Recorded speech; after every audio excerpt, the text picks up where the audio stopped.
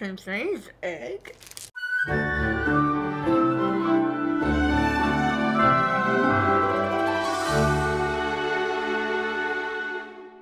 Welcome back to Every Disney Movie Ever. My name is Jess and I'm watching Every Disney Movie Ever. Today I'm going to talk about To My Daughter with Love. To My Daughter with Love is a 1994 Disney television release. It is directed by Kevin Hooks, cinematography by Christopher Taylor, editing by Lance Luckey, music by Branford Marsalis, and it's written by Michael de Guzman. Kevin Hooks is best known for Inner Space, Last Resort, Passenger 57, and Prison Break. Christopher Taylor is best known for Food Fight, Beyond Belief, Fact or Fiction, and The District. Lance Luckey is best known for My Name is Earl, Shades of Blue, The Pretender, and Letters from a Killer. Branford Marsalis is best known for Throw Mama from a Train, Sea of Love, Sneakers, and Do the Right Thing. Michael de Guzman is best known for Jaws the Revenge, Amazing Stories, Hidden in America, and Caroline?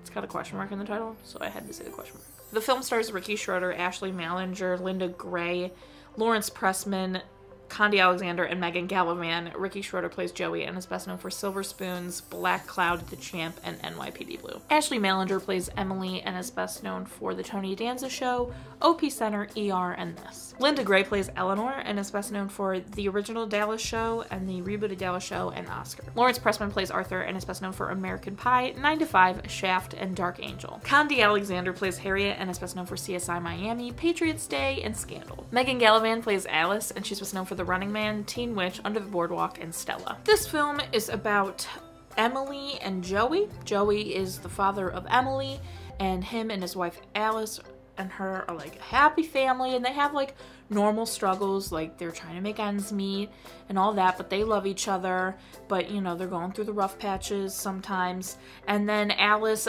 dies. She has a brain aneurysm and dies, and now Joey has to figure out how to take care of Emily on his own, being a single dad, basically. And it's pretty much about that and the trials and tribulations of that. The film, I pretty much gave this film an average score because there were parts of it that I was very like, and parts of it that I was like, oh my god, good. Biggest trope I'm not a fan of is the oblivious dad. I talked about this a little bit with Reed in the Honey I Blew Up the Kid video, how like he's a brilliant scientist and doesn't know how to make like food for his children. Like, that ain't it.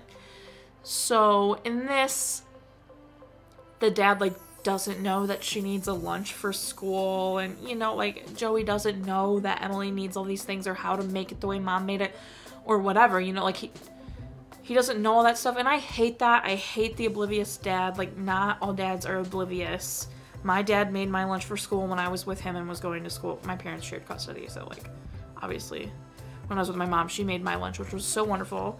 And when I was with my dad, he made my lunch, and he knew how to make my lunch. He made me sandwiches. Like, he wasn't oblivious. Like, what is that about? Okay, like, I hate the oblivious dad thing.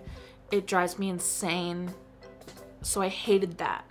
However, I did like how they handled other stuff, like how he really had to adjust his schedule, because at least back in the day, not so much now, I'm really loving this whole like both parents know and understand and everything for the kids.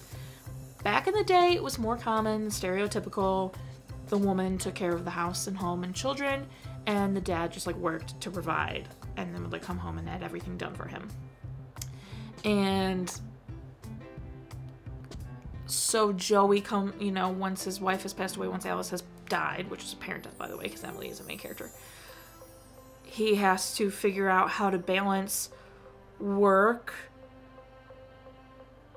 chores, school, homework, tutor, everything for a child, while also he wants to have like a social life with his friends and all that kind of stuff, and money, and you know, all the fun things that you have to figure out as a single parent.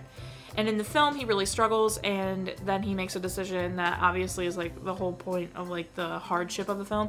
He has Emily go live with her grandparents, Alice's parents, much at the push of the grandmother, Eleanor. And Eleanor drives me insane because she obviously didn't like the way Alice lived, and now is like hoping to correct whatever mistakes she feels she made with Alice with Emily, while at the same time denying that her daughter is dead, and is being entirely selfish by saying it's best for Emily to come live with us because we have money.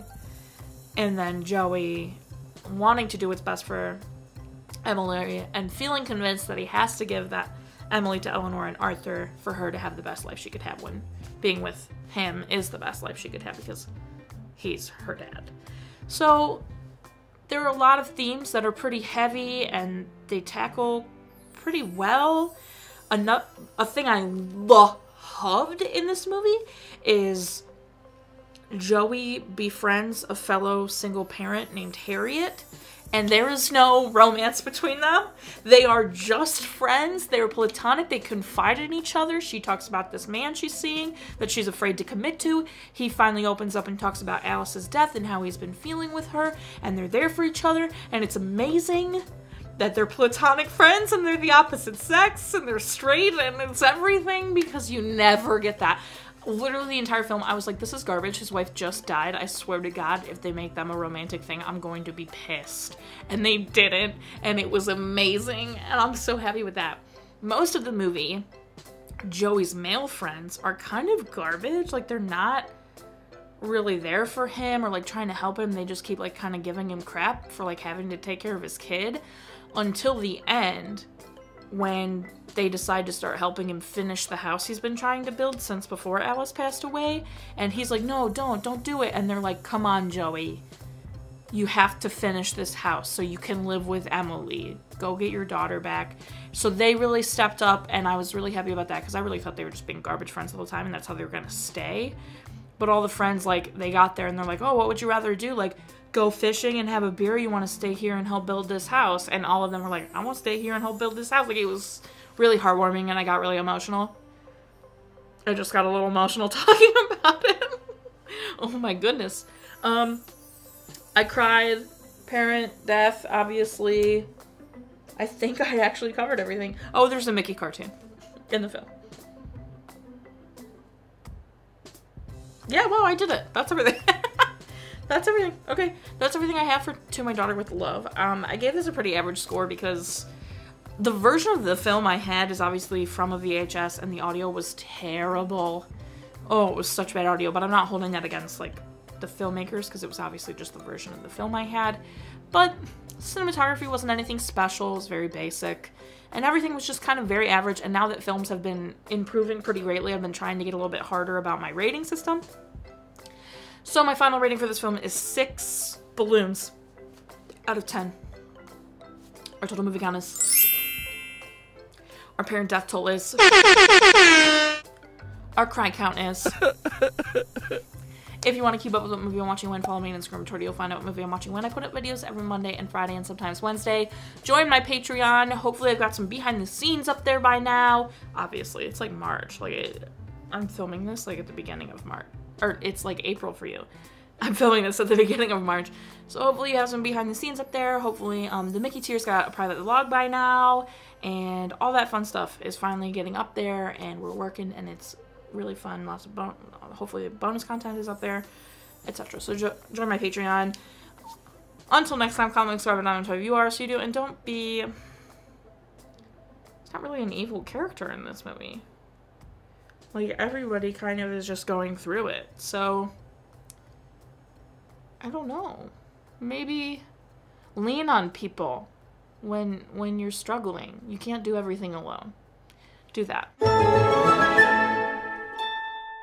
Lean on me when you're not strong, and I'll be your friend. I'll help you carry on. Dang.